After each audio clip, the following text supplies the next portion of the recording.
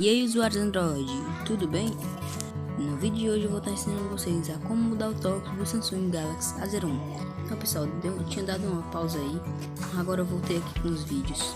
Eu quero dar um salve muito especial aí para Tardes Linhares e outro salve para Teus LB4.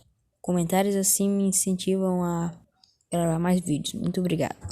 E para estar fazendo isso, vocês vão ter que entrar em configuração. Entre configuração, vão até aqui em sons de vibração, ó, esse roxo, vai para baixo e aí tem toque. Aí você vai selecionar e pronto. Por exemplo, o meu é esse aqui, ó. Pera aí. Pois é. Então pessoal, esse foi o vídeo, espero que vocês tenham gostado. Se vocês gostaram aí, deixe seu like, se inscreva no canal e aperte o sininho de notificações aí. Tchau.